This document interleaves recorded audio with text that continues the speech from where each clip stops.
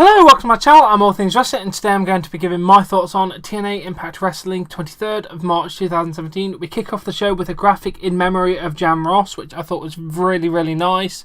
Please may she rest in peace, and Jim Ross, I'm sending you all my strength and prayers in this very horrific and difficult time for you. Now, let's move straight on to the first match of the show. Davey Richards with Angelina Love versus Suicide. It's Suicide! Suicide! I was there when he debuted. I don't know who's playing him. I'll find that one out. Suicide rolls up Davey for a 2 count, but Davey hits a big running kick to the side of the head called the Creeping Death. Oh, TNA. Bad timing right there. Sorry, guys. I really do apologise. That's just unfortunate. For the 3 count.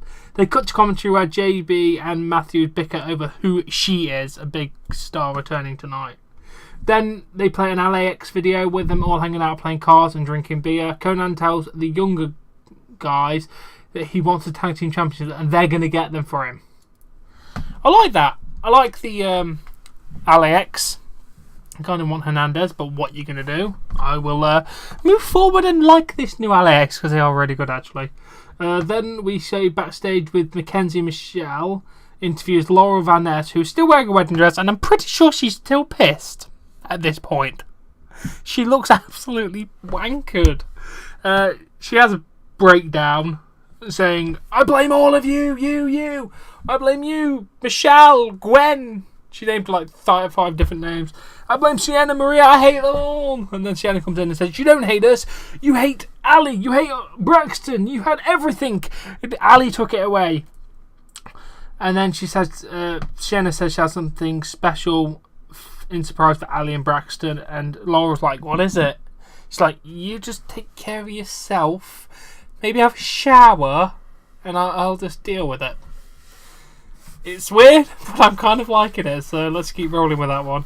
Then we had Idris Abraham, Farrell Barr, and Mario Bonkara. Is this just names that I can't pronounce today? Fuck you, team of them. Tag team champs from the Monster Factory. That's the last 2 people. Versus Balahar Shira,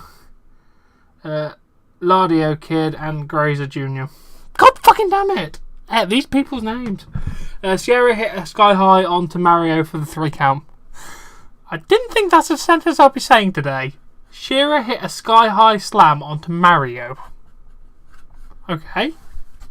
But it was a fairly good match. Then we see a limo show up. Well, we already know the special person who's going to be in there. Then we see Decay versus Renault Scum. In the ring, Stevie holds Adam for Rosemary, but Adam moves as Rosemary missed Steve. Luster presses Rosemary over the top rope onto Abyss. They double team Steve where Luster holds Steve's arm back and Adam leapfrogs him and stomps him in the back. And the Scum get the win. That seems to be the finisher. I like the finisher and I like the team of Renault Scum. They're pretty good. So, a good thing. And he's getting a win, which is good. So, let's keep moving.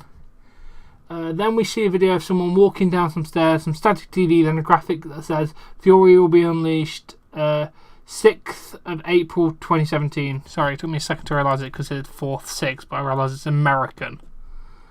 I'm going with the theory this is Matt Morgan. That's my theory on who this is. We will find out in 2 weeks. Yeah, 2 weeks we'll find out who that is. Then we're meant to have a match with Eli Drake with Tyrus versus Moose for the Grand Championship. But prior to the match, Cody gets out of the limo. Brandy tries to stop him, but he leaves her there and says, don't worry, I'm not going to do anything stupid. Grabs a chair, attacks Moose from behind. While he was going up the steps to go through the curtain, Rhodes continues attacking Moose on the entranceway, then crossroads to Moose on the ramp. Brandy comes out and tries to appeal to him and as Cody holds up Moose's Grand Championship. He was wearing a Bullet Club hoodie through this entire thing. Thought that'd be worth mentioning. The Moose is attended to by referees and doctors who he still tries to make it down to the ring. They turn him around and walk him to the back. Good character development. I'm enjoying that. So let's keep going with that, guys. And then we have LAX versus the DCC. We have Ortiz and Senator. God damn it, I'm so bad with names. Versus Brown and James Storm. Cowboy finds himself in the ring with both members of LAX, who were really impressive, by the way. I think, was it Ortiz or was it Senator? I can't remember. I think it was Senator that was really impressive. Both members managed to neutralise them both, with one with a net breaker and one with a DDT. He hit a lung blower on Senator, called for the last call. However, Ortiz grabbed his leg from outside. Kingston accidentally hit Storm when aiming for one of the LAX, and this allowed LAX to pick up the win. Good match. Really good match. I'm liking the new LAX. Storm is pissed off in the ring. Kingston is clearly upset with himself. He tries to explain himself to an angry Storm, who yells at Kingston for doing this 2 weeks now. Kingston shoves Storm, which seems to fire up the Cowboy. They go face to face until Brand separates them. Storm leaves and the other two are in the ring. We don't know where this is going, but we keep rolling. Hopefully James Storm goes back to the main event scene, so I'd like that. Then they played a pre-taped sit-down interview with Bruce Pitchcard and Bobby Lashley. He talks about his amateur background, winning championships, his Olympic career, and he's asked what separates himself from others. He mentions what he's done to separate himself from others. We do get another segment later, so I'll go into a bit more detail there. Then we see We see a Make Impact Great video from TJZ this time. Then Mackenzie Michelle announces that Moose vs Cody for the Impact Grand Championship is next week. I wonder if he wins. I could probably find that one out. I'm not going to.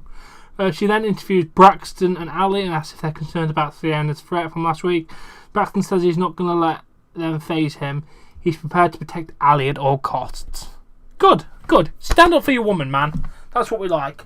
Men being men. Then we have the weirdest segment of the night. Rebel versus ODB. I'm happy ODB is here. I don't have a clue who Rebel is, so wasn't even that bothered. Rebel tries to jump ODB and tosses him to ring steps.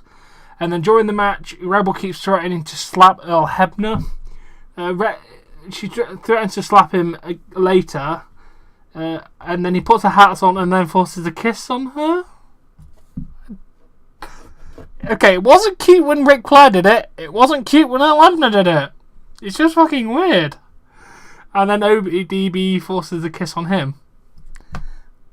It wasn't cute when Earl Hebner did it on Rebel, and it ain't cute when ODB does it on Earl Hebner.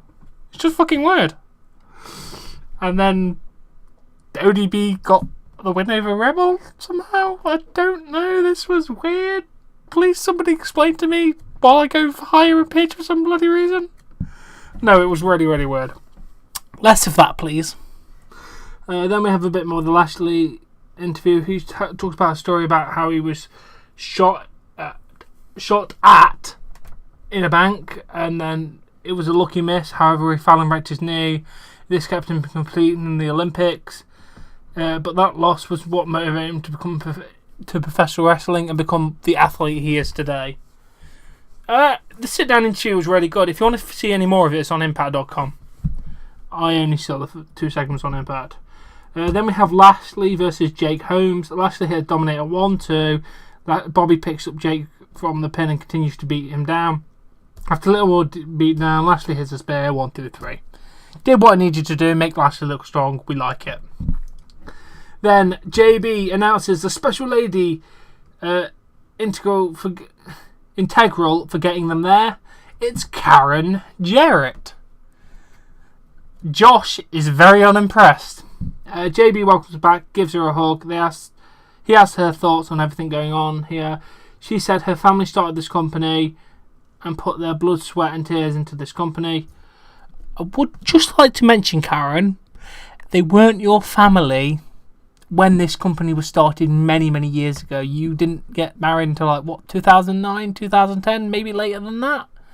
Jarrett started this company in 2002. So, just putting that little thought out there. And then she said she's taking the high road today, looking forward to some of the future and changes. The fans chant, "Fire Josh!" And she said she'll pull it on her list of changes to consider.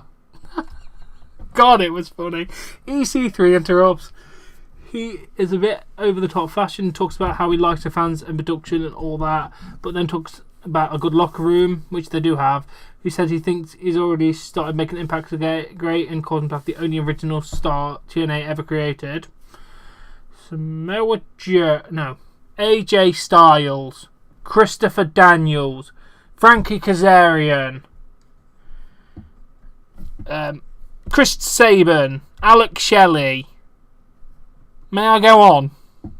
I'm probably not quoting the massive amount of people here, but you know what I mean there. And maybe Samoa Joe, because he was Ring of Honor though, so I don't know. Okay, we got off topic there.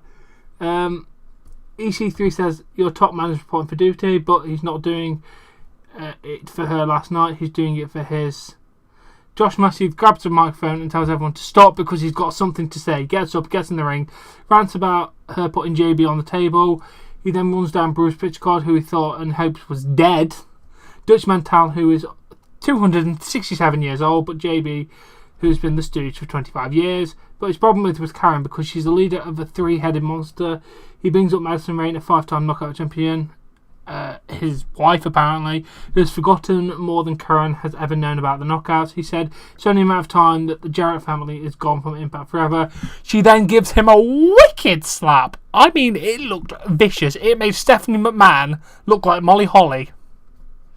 Seriously, this slap looked like it knocked the hell out of him. It was bloody good.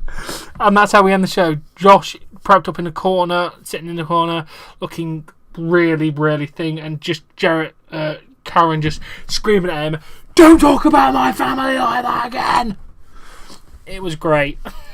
I actually enjoyed this bit. I don't mind Karen Angle. She's good. And I disrespect her family. She's going to come and slap me. I hope not. It's a very expensive trip for her to come all the way over just to slap me. But yeah, it was a pretty good episode of Impact. I did enjoy it. It's moving all the storylines along. We've got pay-per-views coming up in the next few weeks, or months, don't we? I don't know. I need to figure out their pay-per-view schedule. But yeah, I've enjoyed this Impact. It was decent enough this week. It's positive during this whole new Make Impact Great. I like it. Now, I'm hoping you enjoyed this episode. Please give it a like if you have. Subscribe to see more content, and I'll catch you later.